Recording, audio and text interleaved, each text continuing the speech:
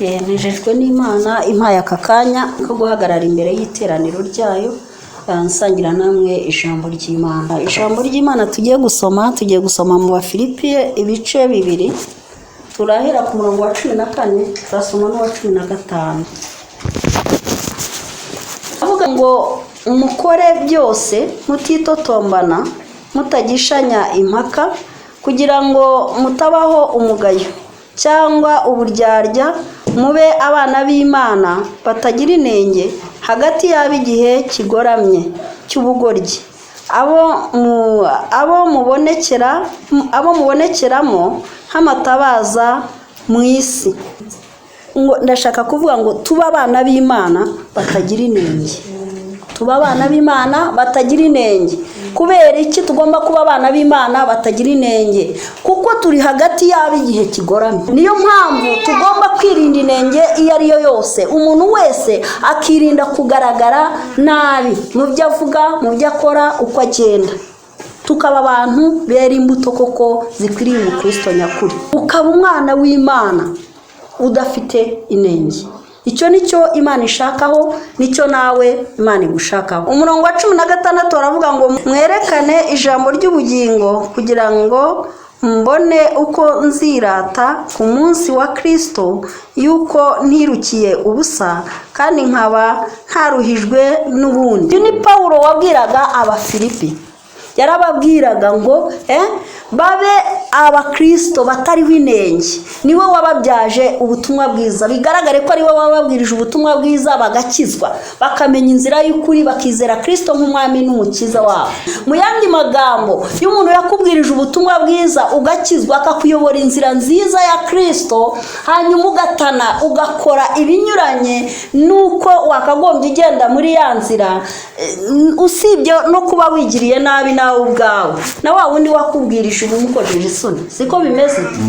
Ariko biranezeza cyane. Ni nkuko umubyeyi abyara umwana akabona aragenda akura, agwiza ubwenge n'imbaraga, akabona n'umwana muzima umuhesheje ishema, akabibyirato bye. Ko natwe iyo tubwirije ubutumwa abantu bagakizwa, bakamenya ukuri kw'ijambo ry'Imana, bakabasha kugenda muri rya jambo bera imbuto zirikwiye. Nawe iri umuvuga butumwa, nangwa iri n'umushumba ushumbye uwo mukristo, wumva ufite ishema, wumva uwo mukristo ari ibyirato byawe, wumva bikunejeje.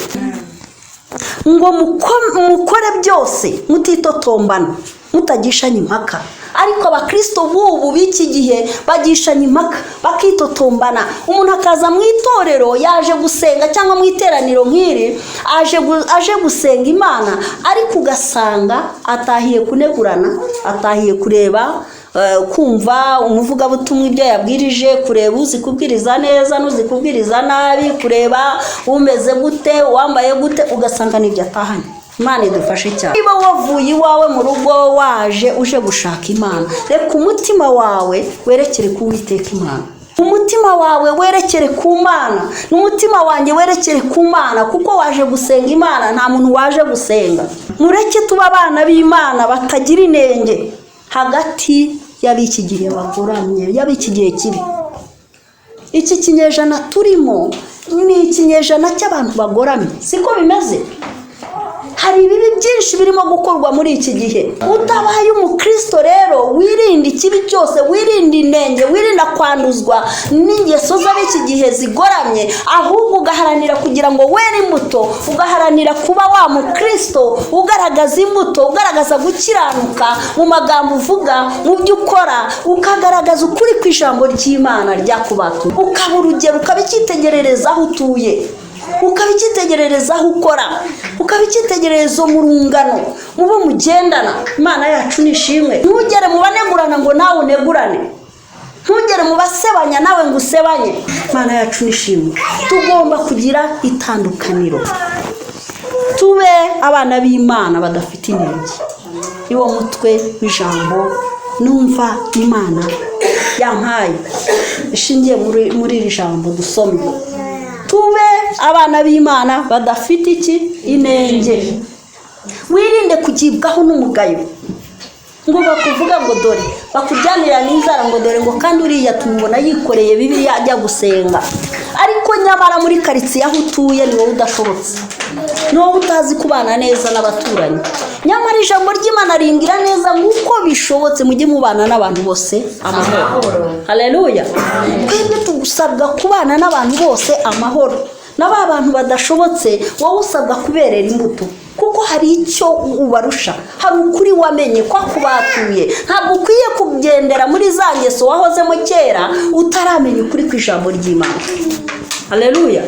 Niba waragiriwe ubuntu bwo kumva ijambo ry'Imana, ukumva ukuri kw'ijambo ry'Imana kukagucengera, ukizera Kristo Yesu nk'umwami n'umukiza w'ubugingo bwawe, urasabwa guhinduka. Haleluya. Urasabwa guhinduka, uba icyaremwe gishya, uhinduke mu magambo uvuga, uhinduke mu bikorwa byawe, uhinduke mu myitwarire yawe. Haleluya. Uhinduke ukubana n'abandi. Imana yacu nishimwe.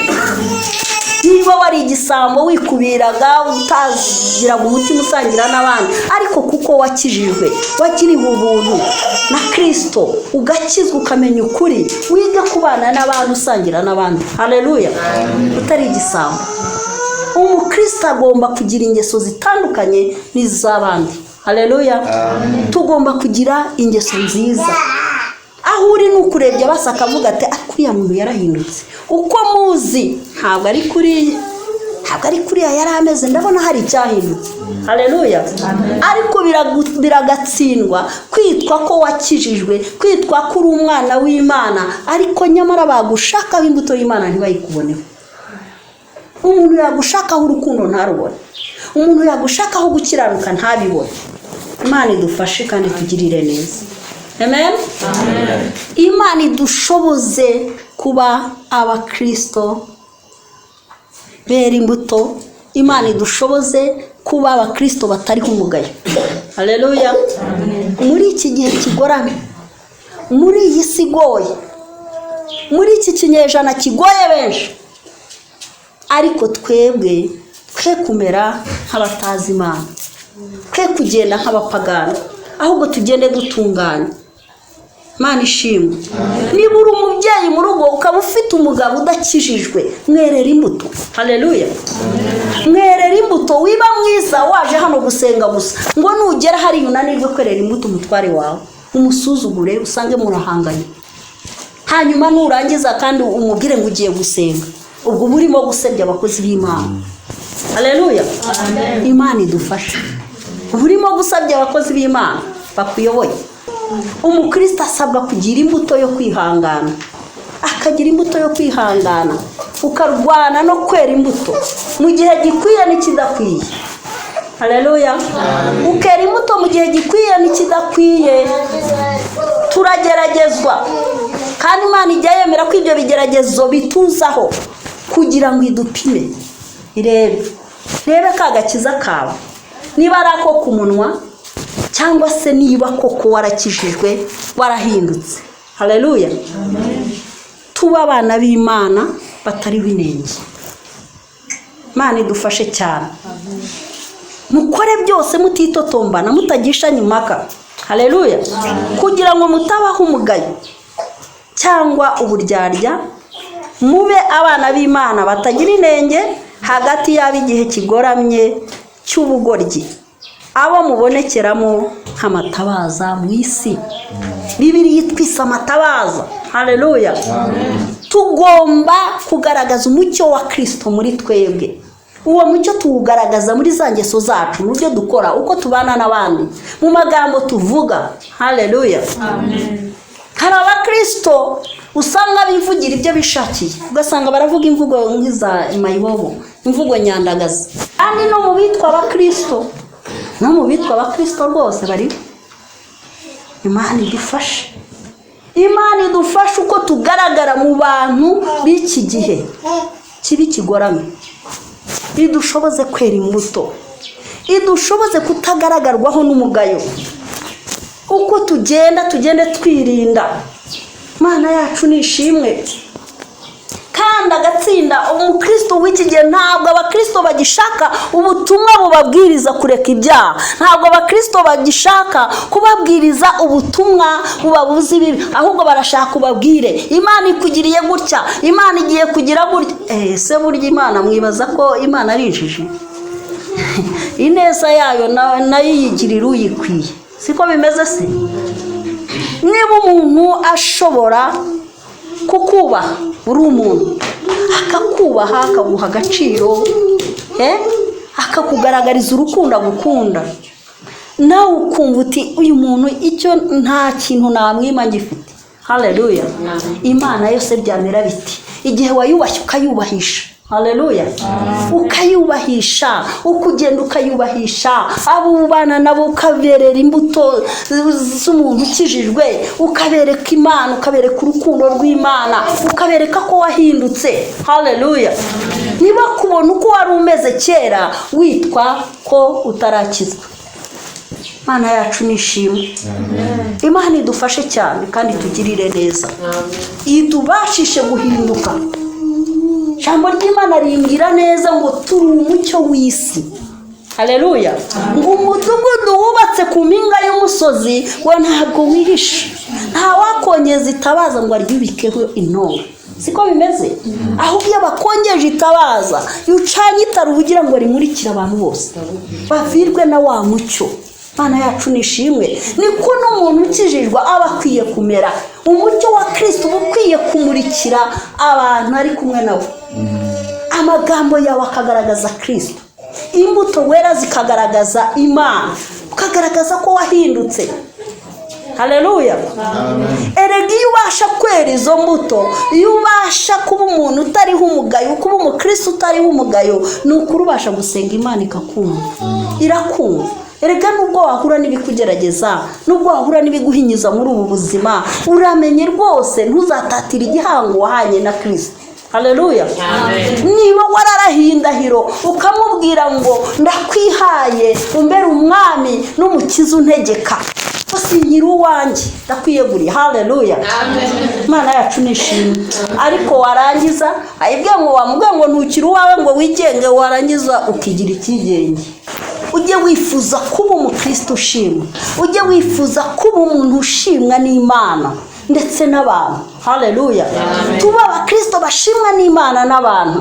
Amina. Umuntu nagera muri karitsiye aho utuye atari kuriya mudamu arakizwa. Haleluya. Ujye wifuza kugira ubuhamya, ugira izina ryiza, ujye uharanira kubaka ubuhamya, ujye uharanira kugira ngo ugire izina ryiza. Imana yacu nishimwe. We kuba rwanywa ku musozi ngo bakuryanirana inzara bavuga bati cyaryohe kirageze twe twamukira. Haleluya. Ujye wifuza kuba umuntu wifuzwa n'abantu bose. Imana yacu nishimwe. Ibyo byose uzabishobozwa no kwitondera amategeko y'Imana, uzabishobozwa no kugenda nk'uko Imana ishaka, uzabishobozwa no kwanga ikibi n'igisa nacyo, uzabishobozwa no kugira ishyaka muri wowe no kwiyemeza mu mutima wawe uvuga ngo ndashaka kubaho mu buzima unezeza Imana n'abantu, ndifuza kubaho mu buzima ushimwa n'Imana n'abantu. Haleluya. Amen. Imana yacu nishimwe. Icyo gihe nugira uwo mutima muri wowe wiyemeza umaramaje, ukumva urashaka kubaho ushimisha Imana kandi ushimisha n'abantu ubanye nabo, ukifuza kubana n'abantu bose amahoro, n'ukuri Imana izaguha umugisha. Kandi nibwo uzaba uri umukristo nyakuri utari uwo ku rurimi, uzaba uri umukristo w'ukuri. Imana yacu nishimwe, ugaragarwaho n'imbuto za gikristo. Haleluya. Imana idufashe, Imana idufashe kuba abakristo batariho umugayo muri iki gihe kiri kigoramye cy'abantu bagoramye. Haleluya. Cy'abantu bagoramye. Umukristo w'iki gihe arisanisha n'umupagani, aho kugira ngo ugire ishyaka ryo kugira ngo umupagani agukopereho ingeso nziza, ahubwo uragerageza kwiga imbuto z'abapagani, uragerageza kwiga ingeso z'abapagani. Imana idufashe, Imana turengere kandi dushoboze kutabaho umugayo muri iki gihe kigoye. Haleluya. Navuga byinshi ariko reka minira.